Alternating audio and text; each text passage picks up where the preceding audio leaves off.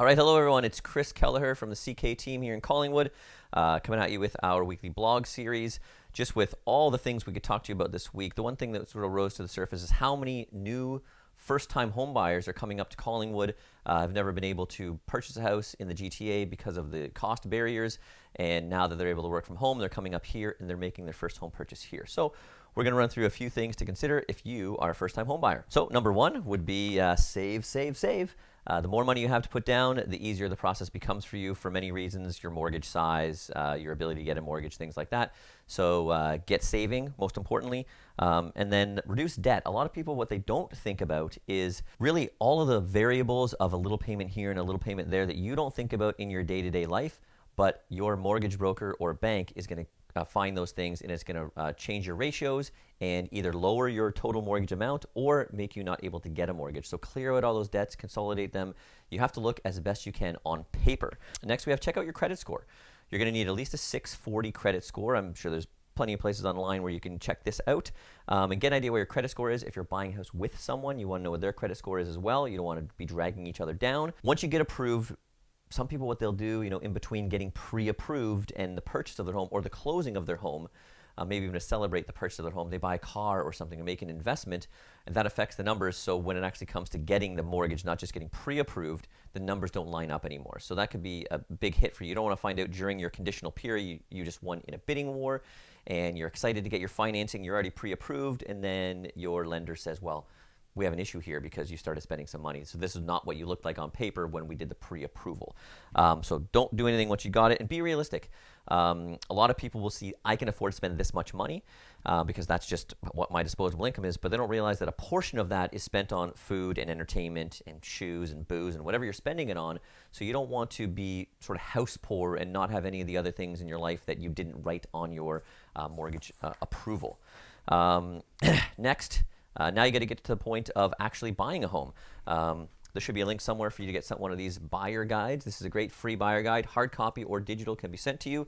Lots of tools in here such as this, which is your top 10, what really matters. You want to make your list, set it in stone, and then move the stone. Meaning, as you go through, you might start to say to yourself, do we really need to have vaulted ceilings?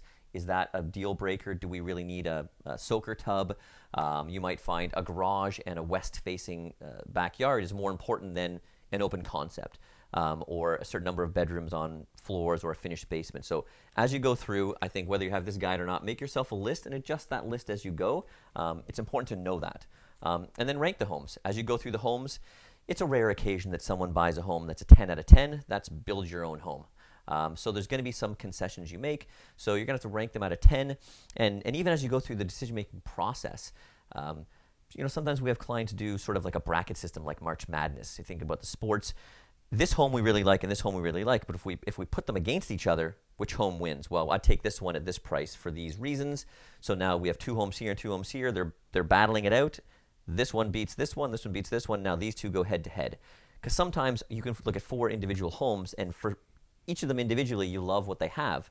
But when you pit them against each other, that's how you can make a decision and narrow it down. So at this point, we're going to move on to when you found the home. So once you found the home, now you have to think about where your money is going to go and what other expenses are you going to incur. Some are big, some are small. The first thing you're going to need is a deposit with the offer or within 24, 48 hours of acceptance of the offer. So once you have that, you're going to have to give money to the listing brokerage that goes in a trust account and then gets applied to the purchase of your home on closing. The next thing is the big one, the down payment. You're going to want to make sure all that money is liquid and easy to access for closing. That's going to have to go to your lawyer's office, maybe not in a suitcase, but in some sort of transfer. You're going to get that money over to your lawyer because what people sometimes maybe don't really process is when you purchase a home for this much money, this much of it is paid for by the bank, and this little portion over here is your down payment that goes into it, depending on how big it is. If you're putting 5, 10, 20% down, that's the ratio, right? So make sure that's available. You're going to have lawyer fees, property taxes that can be rolled into your mortgage.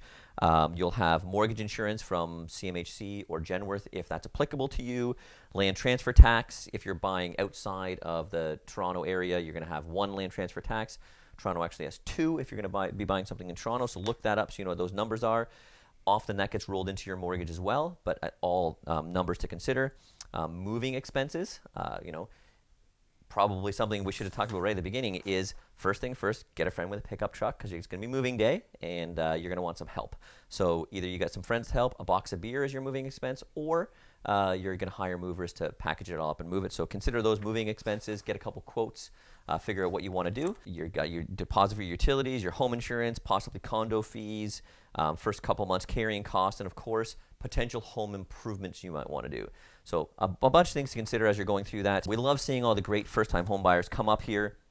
It is a great place to start your family and your new work-at-home career that we're all doing right now. We want to encourage buyers to meet with a few realtors and to interview us. We want to, I think there should be a Zoom link somewhere here where you can click and book a 15-minute, no-obligation appointment to chat with me or anyone on the team to answer some questions for you and see if we're a good fit. You don't want to just pick a realtor because you bumped into them at the supermarket or saw them at open house.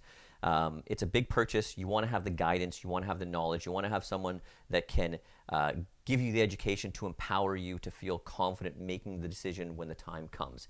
It's hundreds of thousands of dollars, possibly more. You want to be in good hands.